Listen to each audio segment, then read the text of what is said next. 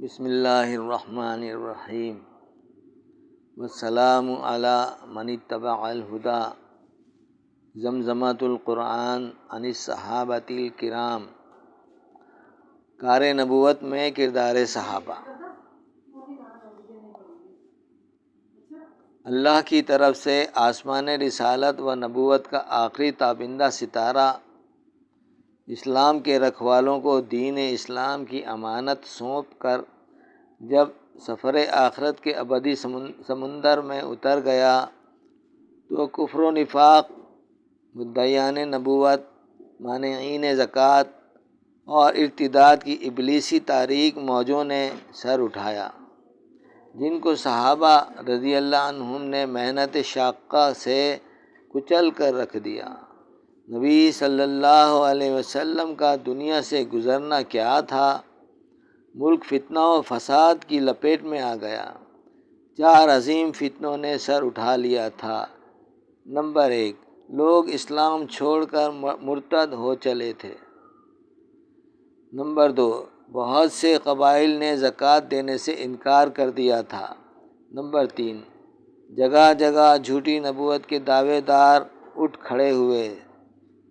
یہ 3 اندرونی فتنے اور ایک چوتھا بیرونی فتنہ تھا، جس کا سد باب خود رسول اللہ صلی اللہ علیہ وسلم نے اپنی حیات کے اخیر وقت میں کر دیا تھا کہ حضرت اسامہ بن زید کو لشکر دے کر روانہ فرمایا کہ درون بلقا کی وادی میں اپنے باپ کے مقتل یعنی مقام موتا پر چلے جائیں اور معرکہ آرائی کریں، کیونکہ سلطنت روما کی خبر ملی تھی کہ اس کا ارادہ مدینہ منورہ پر حملہ کرنے کا ہے۔ حضور صلی اللہ علیہ وسلم نے دفاعی حکمت عملی کے بجائے جارحانہ حملے کا حکم دیا اور حضرت اسامہ کو دشمن کے علاقے میں جا کر جنگ کرنے کو کہا، تاکہ رومیوں کو ہمت نہ ہو سکے کہ وہ مدینہ منورہ پر چڑھائی کریں۔ اصحاب النبی صلی اللہ علیہ وسلم کو وفات نبوی کے فوراً بعد اس ایک بیرونی اور 3 اندرونی طاغوتی شدائد کا سامنا تھا۔ ان سے نبٹنا صحابہ کی بڑی آزمائش تھی۔ یہ چاروں فتنے آگ کے دریا تھے، جن میں صحابہ بے خوف گھس گئے۔ انہوں نے پیچھے مڑ کر نہیں دیکھا، بس اپنا فرض ادا کیا، صرف اللہ کی خوشنودی کی خاطر۔ اس کے لیے صحابہ نے اپنی اولاد و اقربا، مسجد نبوی کی اذان و نماز اور سب سے بڑھ کر امہات المؤمنین کی حفاظت اور ہر طرح کی ذمہ داری اللہ پر چھوڑ دی تھی۔ یہ جد و جہد دین کو اسی نہج پر واپس لانے کے لیے تھی کہ جہاں رسول اللہ صلی اللہ علیہ وسلم نے دین چھوڑا تھا، جس کے لیے وہ اسلام کے دشمن کی سرکوبی میں مصروف جہد نکل کھڑے ہوئے تھے۔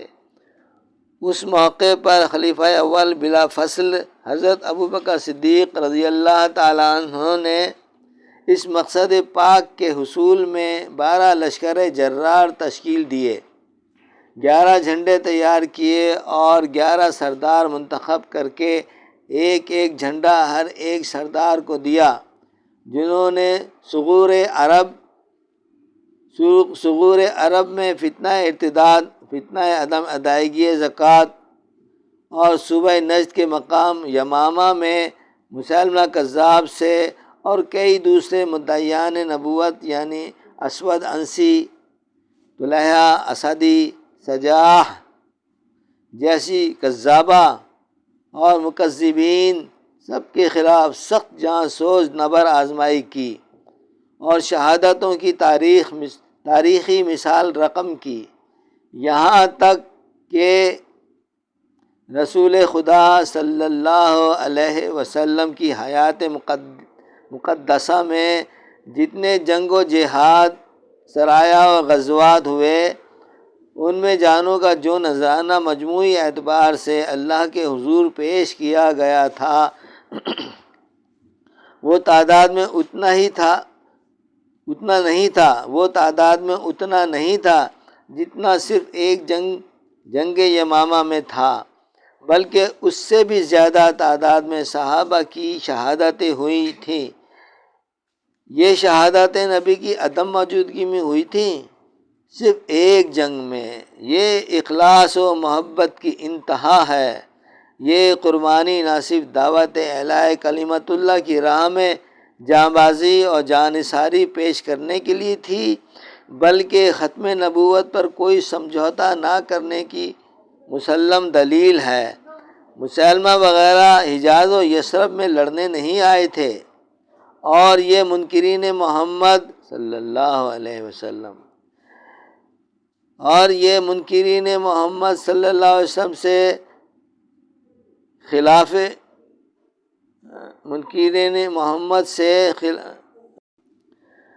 مسلمہ وغیرہ حجاز و یثرب میں لڑنے نہیں آئے تھے، اور یہ منکرین محمد کے خلاف دفاعی جنگ نہیں تھی۔ صحابہ خود لشکر پہ لشکر لے کر نبوت کے دعوے داروں کو صفحہ ہستی سے مٹانے گئے تھے۔ دعویٰ داران نبوت کے خلاف اس غارت گری میں صحابہ نے خود اپنے 1000 سے زیادہ سر اتروائے تھے۔ صرف ایک مارکے میں 500 سے زیادہ تو حفاظ صحابہ نے گردنیں کٹوائی ہیں، لیکن ختم نبوت پر سمجھوتا نہیں کیا۔ نو کمپرومائز۔ عزم تھا تو صرف شہادت یا منکرین ختم نبوت کی بربادی کا تھا۔ تاریخ بدل کر رکھ دی تھی۔ حدیقۃ الرحمن جہاں ایک دن میں 20,000 منکرین ختم نبوت کو جہنم رسید کیا گیا تھا، وہ حدیقۃ الموت بن کر رہ گیا تھا۔ زمانہ جس قلعہ نما باغ کو حدیقۃ الرحمن پکارتا تھا، تاریخ اب اسے حدیقۃ الموت سے موسوم کرتی ہے۔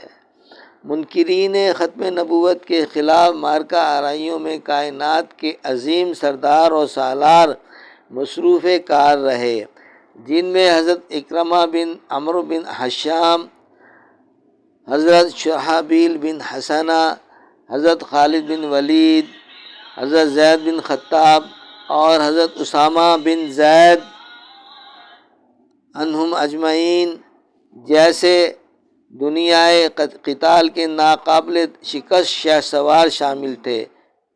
وفات نبی کے بعد حضرت ابوبکر صدیق رضی اللہ تعالی عنہ نے اس جدال عاشقانہ میں 12 صف شکن لشکر ترتیب دیے تھے۔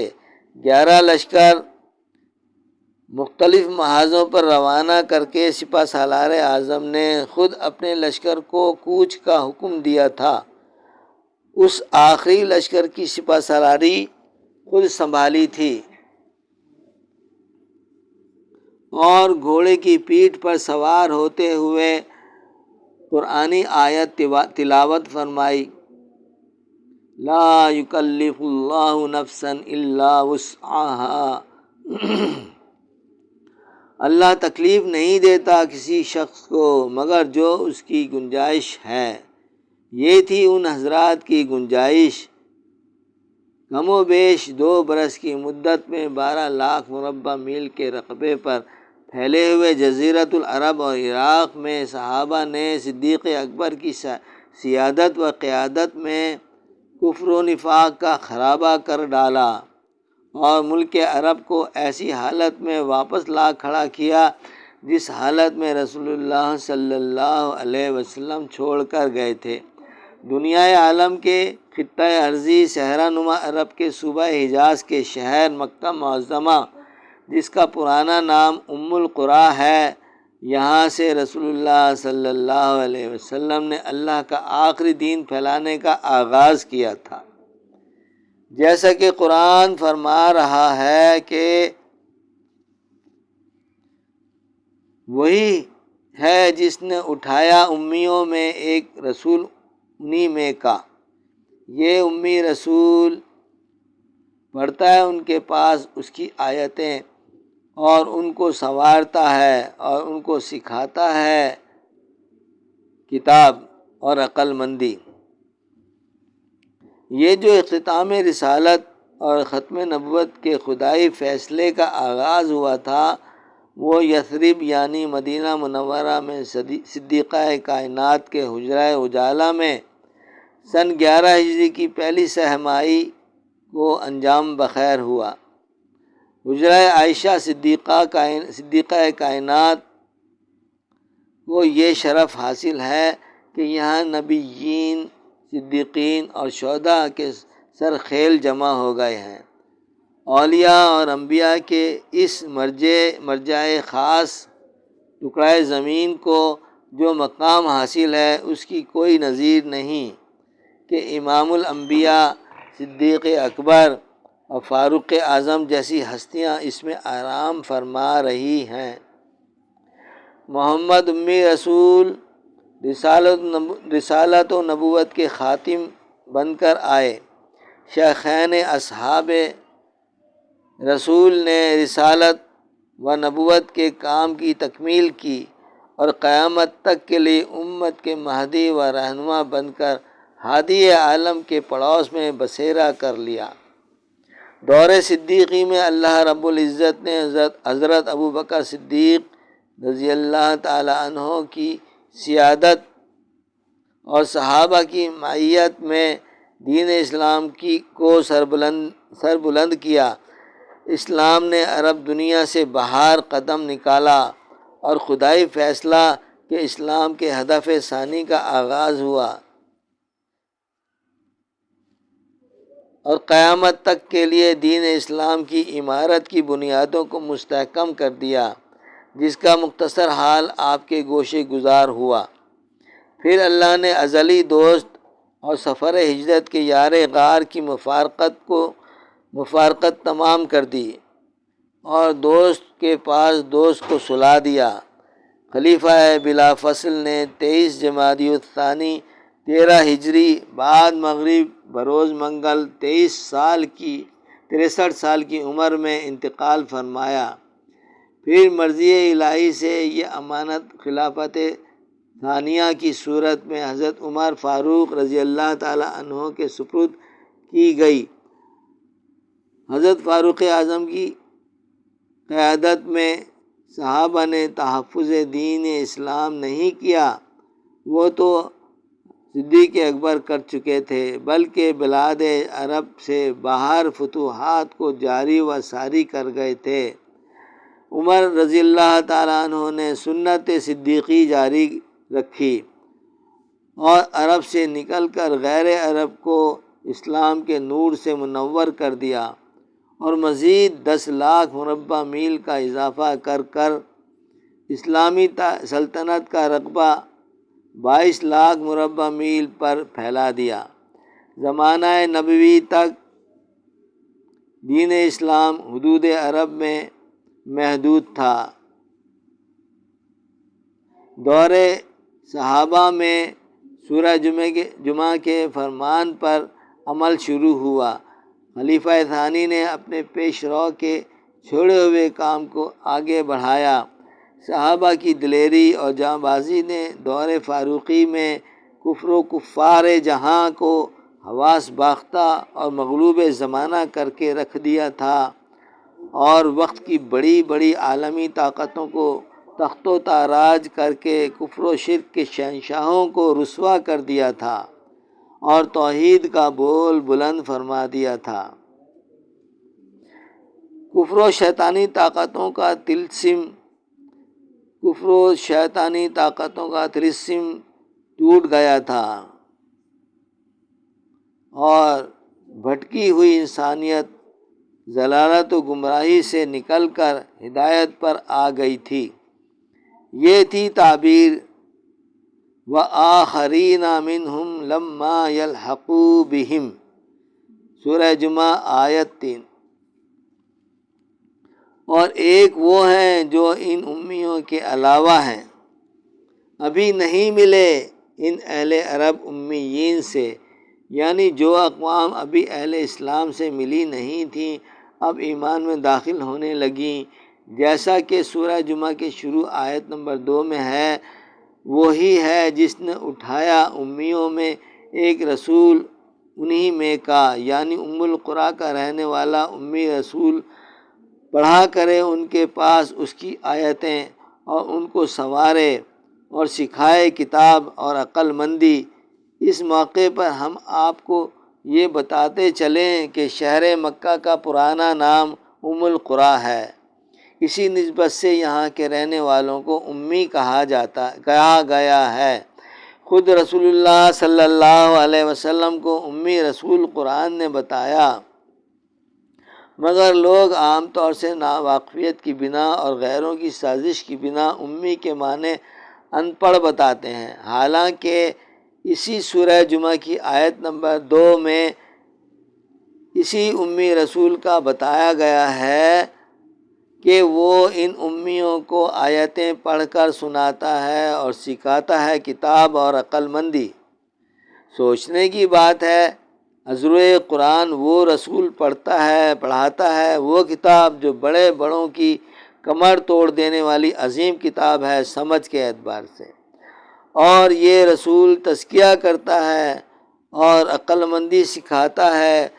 بھلا کیا ایسی ہستی کو ان پڑھ کہا جا سکتا ہے؟ کوئی بھی فلاسفر بچپن میں فلاسفر نہیں ہوتا تو کیا اسے بڑی عمر میں ان پڑھ کہا جا سکتا ہے؟ بات صرف اتنی ہے کہ ام القریٰ مکے کا پرانا نام ہے اور ام القریٰ کے ہر رہنے والے کو امی کہتے ہیں، جیسے کہ قرآن میں کئی مقام پر اس لفظ کو اسی معنی میں لیا گیا ہے۔ آج بھی مکہ معظمہ کی عظیم جامعہ کو ام القریٰ یونیورسٹی کہا جاتا ہے۔ آپ نیٹ پر سرچ کر سکتے ہیں۔ جملہ معترضہ کے بعد آمدم برسر مطلب کہ ام القریٰ کے باسیوں کی تعلیم و تربیت، تزکیہ و حکمت بتانے کا خاص طور سے نبی صلی اللہ علیہ وسلم کے ذریعے قرآن میں بتایا گیا ہے۔ انہی حضرات کو مادہ اسلام کہا گیا ہے۔ دین انہی سے نکلا ہے۔ یہ امی حضرات اپنے زمانے کے ہادی و مہدی بنے۔ ہادی عالم صلی اللہ علیہ وسلم نے جس خوبی و حکمت اور فکر سے امیوں کی اصلاح کی کہ یہ حضرات مصلحین بن گئے تھے، چونکہ رسول اللہ صلی اللہ علیہ وسلم نے دنیا سے جانا ہی جانا تھا۔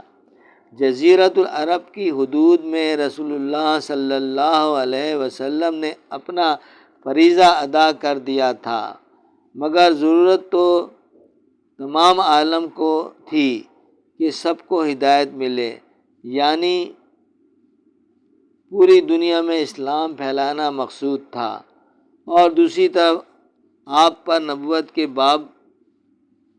باب کا ختم ہونا ہی تھا، جو ہو کر رہا۔ خدا کی کرنی یوں تھی کہ بربنائے ختم نبوت کے کار نبوت باقی رہا کہ حضور صلی اللہ علیہ وسلم نے اپنا فریضہ ادا کر دیا تھا۔ اب تو قیامت تک کی امت کا فرض باقی رہتا ہے۔ بعد ازاں امی صحابہ نے جزیرہ نما عرب سے باہر نکل کر اپنے ذمے کے نبی والے کام کی تکمیل کی اور نبی کے فرمان کو قیامت تک عمل میں لانے کی ابتدا کی، کیونکہ حجۃ الوداع کے خطبے میں آپ صلی اللہ علیہ وسلم نے حکمیہ ارشاد فرمایا تھا کہ شاہدین غائبین کو دین پہنچا دیں۔ اب ظاہر ہے اس وقت کے شاہدین صرف صحابہ ہی خاص کر تھے، جنہوں نے اللہ، رسول، کتاب اور جبرائیل سے تربیت پائی تھی، دین سیکھا تھا۔ تمام قرآن ان کے سامنے نازل ہوا تھا۔ انہوں نے غائبین یعنی تابعین عجم کو بیرون عرب میں دین پہنچایا، جس کے لیے فریضہ جہاد بھی ادا کیا۔ تابعین نے اپنے غائبین یعنی تبع تابعین کو دین سکھایا۔ اسی طرح یہ فریضہ نسلاً بعد نسلٍ چلتا رہا اور انشاءاللہ آخر سرے تک چلتا رہے گا، جو کہ امت پر فرض ہے، امت کے ذمے ہے۔ یہ جو سورہ جمعہ کی آیت نمبر 2 اور آیت نمبر 3 میں اللہ رب العزت نے فرمایا کہ وہی ہے جس نے امی لوگوں میں انہی میں سے ایک رسول بھیجا کہ وہ ان کے سامنے اس کی آیتوں کی تلاوت کرے اور ان کو پاکیزہ بنائے اور انہیں کتاب و حکمت کی تعلیم دے، جبکہ وہ مشرف با اسلام ہونے سے پہلے کھلی گمراہی میں پڑے ہوئے تھے۔ اور یہ رسول جن کی طرف بھیجے گئے ہیں یعنی عرب و عجم، یہود و نصارہ، ساری دنیا کی اقوام کی طرف بھیجے گئے ہیں۔ ان میں ایسے بھی ہیں جو ان امیوں کے ساتھ آ کر نہیں ملے، اور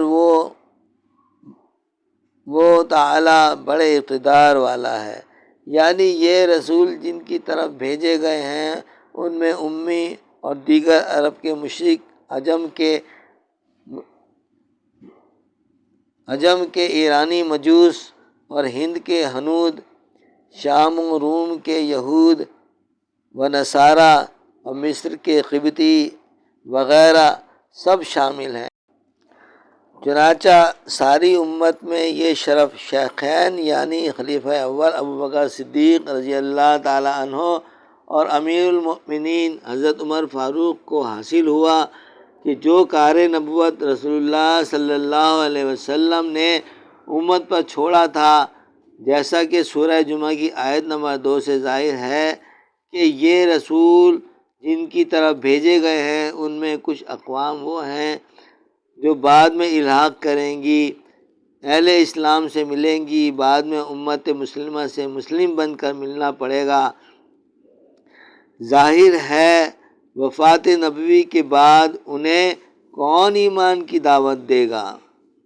وہ جو امت کا سب سے پہلا طبقہ ہے وہی ان کو دعوت دے گا اور اپنے میں شامل کرے گا۔ اس فریضے کی ادائیگی کی راہ میں مزاحمت اور رکاوٹ کو دور کرنے کے لیے جہاد کی راہ اپنانا فرض تھا اور ہے، اور دنیاوی زندگی میں دینی دعوت، دینی حفاظت امت مسلمہ پر فرض ہے۔ صحابہ کی جماعت رسول اللہ صلی اللہ علیہ وسلم کے وہ سالار ساتھی ہیں جنہوں نے دنیا کے سامنے سب سے پہلے اسلام کا عملی نمونہ پیش کیا تھا۔ حضور کی حیات میں بھی اور بعد وفات بھی، تبھی تو خلافت راشدہ کے اخیر میں اسلام دنیا پر 64 لاکھ مربع میل تک پھیل گیا تھا۔ سبحان اللہ! کم و بیش ساری دنیا اسلام سے متعارف ہو گئی تھی اور کل عالم میں دین اسلام غالب و سربلند ہو گیا تھا۔ اللہ تعالی ہمیں سرخرو فرمائے، آمین۔ وآخر دعوانا ان الحمد للہ رب العالمین، والسلام مع الاکرام۔